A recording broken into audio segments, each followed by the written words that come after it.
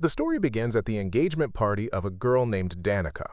Her best friend, Ava, was there, along with Ava's ex-boyfriend, Milo, and Danica's fiancé, Teddy.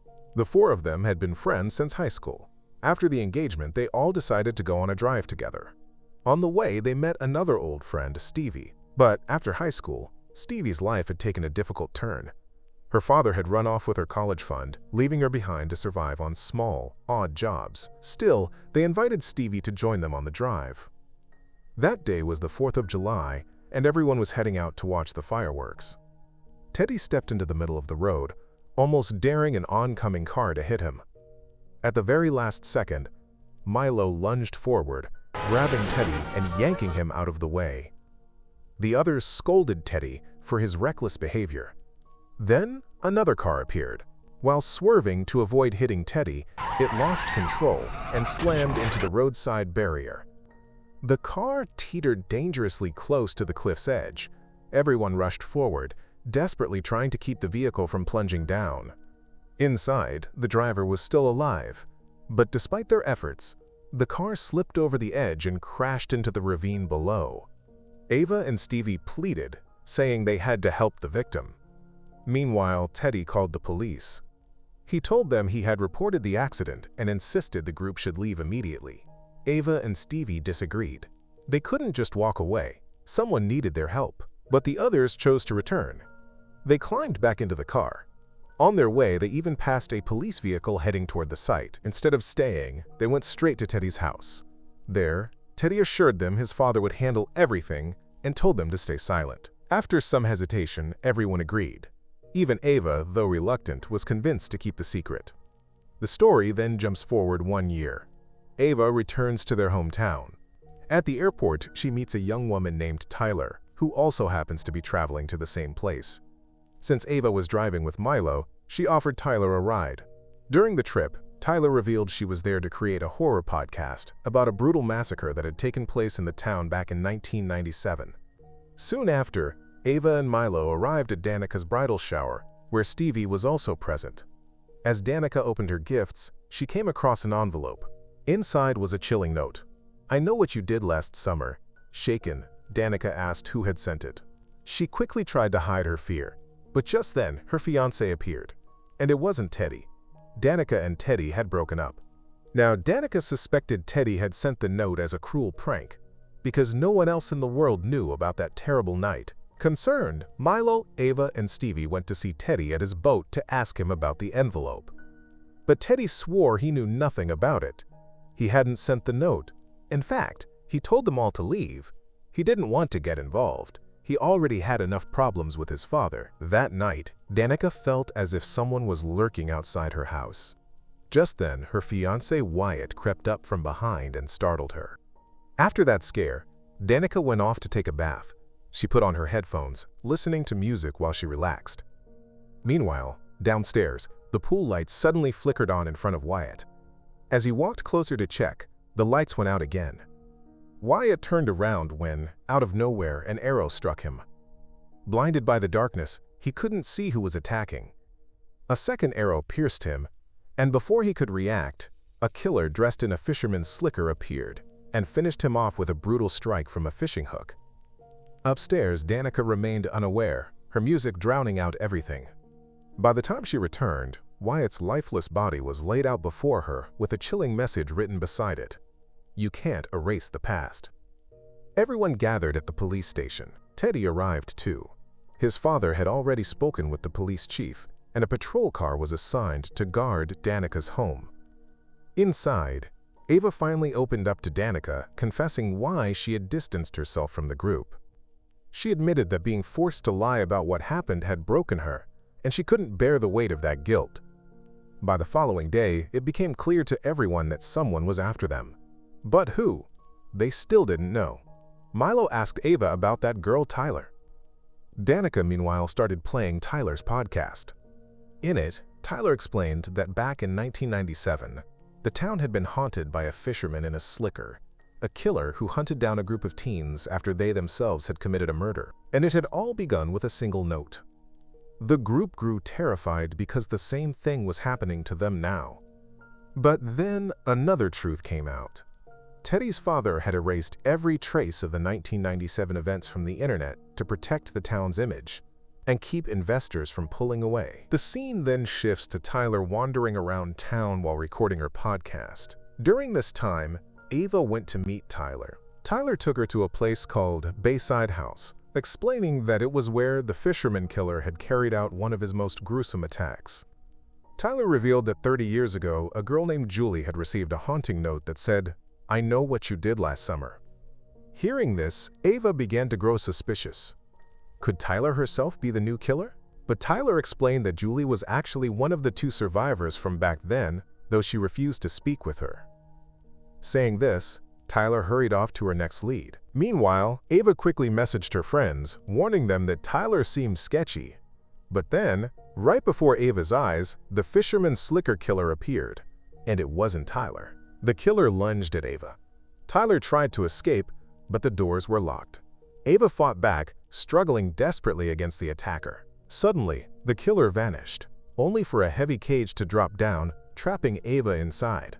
Tyler bolted, running for her life, but the killer's true target was her all along. By the time Ava managed to force her way out of the cage, it was too late. Tyler was dead. Stevie arrived in time to help Ava, but they both froze in horror as the killer displayed Tyler's lifeless body, dangling it right in front of them. Soon after, the police arrived again, but everyone knew the police were under Teddy's father's control. All they would do was cover up the truth. The scene then shifts to Julie, the woman who had lived through it all back in 1997. Even now, those memories haunted her. Ava went to meet Julie, telling her that the same nightmare was happening again. Two of their friends were already dead. Ava begged for her help, reminding her that she had survived once before and asking her to help them survive now. Julie took Ava back to her home. There, she explained that if history was truly repeating itself, then the killer had to be someone connected to the boy who had died in that accident. But Ava admitted she knew nothing about that boy. There was no information about him online, and with the police covering up everything, answers were nearly impossible to find. So Julie gave her only one piece of advice: find the killer before he finds you. Meanwhile, Teddy's father, Grant, and the police chief publicly declared Tyler's death a suicide. They claimed she was mentally unstable, but Milo and Ava refused to accept that. They argued that this wasn't an isolated death. Danica's fiancé had been murdered just days earlier, and Ava herself had been attacked by a fisherman in a slicker. At that moment, another figure entered: Ray, the second survivor from 1997. He told them this had all happened before, and it was happening again. But Grant refused to listen. He insisted the police department would keep everyone safe, and said the church would remain open as a sanctuary for the community. Pastor Judah himself urged everyone to come to the church, where he promised a special prayer for their protection. The scene then shifts to Stevie, who worked at Ray's bar. There, the group confided everything to Ray, and in that moment they learned the truth. Julie was actually Ray's ex-wife. Following Ray's advice, they began searching for the boy who had died in the accident, Sam Cooper. Their first step was to find out whose car Sam had been driving that night. At the office, authorities asked for the license plate number. Ava quickly pretended she had lost the paperwork when her brother was in an accident on the 4th of July the previous year. Milo added that the car was a pickup truck and asked them to check if anyone had registered a similar vehicle around that time. That's when they discovered the vehicle belonged to Pastor Judah. Meanwhile, Danica and Teddy went to the cemetery to search for Sam Cooper's grave. There, they also found the graves of those killed in 1997.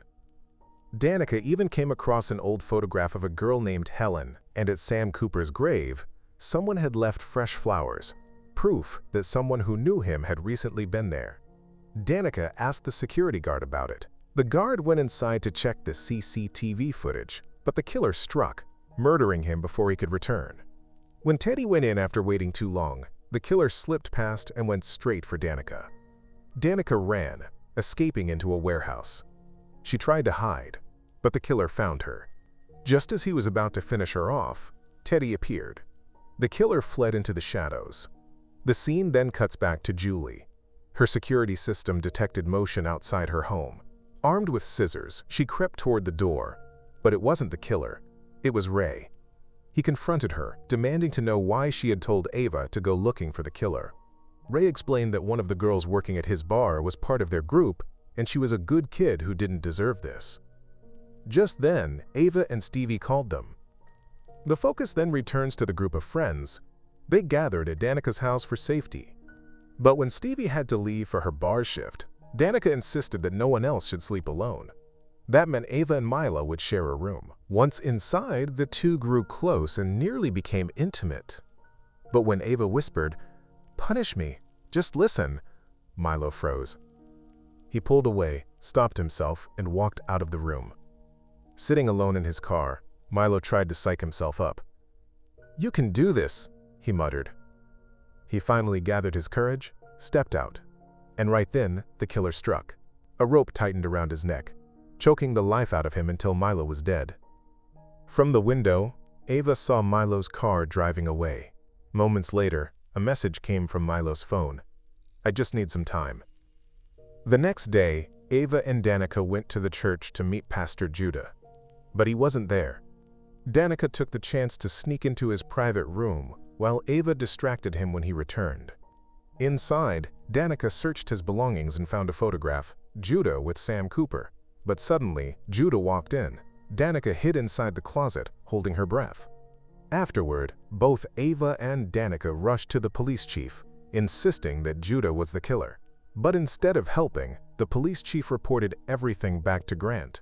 He dismissed the girls as hysterical, and Grant ordered that they be kept at the police station for a while. The scene then shifts to Teddy. He was relaxing in a steam bath when he heard noises outside. On the glass before him, someone had written, "You are next." Moments later, doors began slamming shut on their own. As Teddy stepped out to investigate, the killer ambushed him from behind.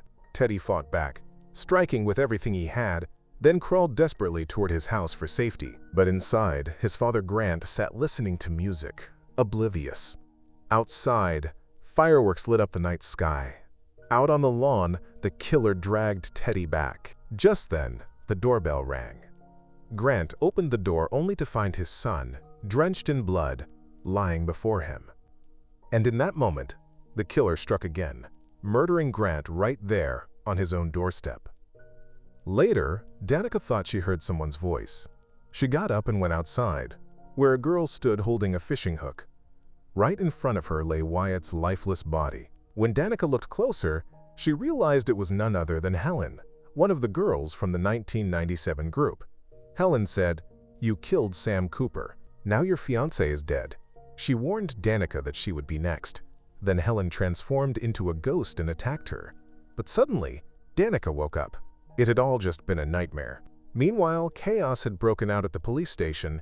The entire town had gathered after the killer hung Grant's and Teddy's bodies for everyone to see. Ray told the 3 surviving girls that they had to escape immediately. But then Ava discovered Milo's dead body inside his car. With no other choice, the 3 of them stole Teddy's boat and fled. At the same time, the police arrived at the church searching for Pastor Judah, but found him already dead. One officer noticed a photo showing Sam Cooper and Judah, with Stevie standing right beside them, meaning Stevie had been the real killer all along. Stevie then attacked Danica and Ava. She finally revealed her face to them and confessed she had been in love with Sam Cooper. Sam was on his way to pick her up in Judah's car that night. Judah knew about the accident, but took hush money from Grant to keep quiet, so Stevie killed Judah too. When Stevie learned Sam had been in the car that was destroyed, her entire world collapsed. At first, she thought about ending her own life, but then decided everyone else would pay instead. Just then, Ava tried to grab a flare to call for help and screamed. Danica fought back against Stevie. Ray arrived to help them on the boat, but Stevie pressed her fishing hook to Danica's throat. In one swift move, Stevie killed her. Ray shouted, "Why didn't you come to me? It didn't have to be this way." Then he shot Stevie dead. Afterward, Ava called Julie and told her that Stevie had been the killer. Julie searched for Stevie's name but struggled to believe it. She fled in panic. Meanwhile, Ava stayed with Ray at his bar, but then she noticed a wound on Ray's hand. The same spot where Ava had struck the killer during Tyler's murder. Fear set in. Ava tried to leave, but the exit was locked. Ray said, "You know it's me." Ava tried to run, but he caught her and attempted to kill her. And just then, Julie arrived to help. She saw Ava badly injured. Ray stepped out, smirking, and said, Happy 4th of July, Julie. and that's when the truth came out. Stevie had asked Ray for help in her revenge. Ray was furious that the whole town had buried the events of 1997, pretending nothing had ever happened to the victims back then. That's why he carried out the Fisherman Slicker killings with her. Ray sneered, "Now I'll tell everyone you're the real killer, Julie. You never got over 1997, you did all this." But before he could finish, Ava, on Julie's command, shot Ray with a crossbow. At the same time, Danica, who had survived, crawled to the middle of the pier, barely alive. Days later, both Ava and Danica were shown recovering in the hospital. And with that, friends, this story comes to an end. Tell us in the comments what you thought of this explanation. Don't forget to like the video and subscribe to the channel.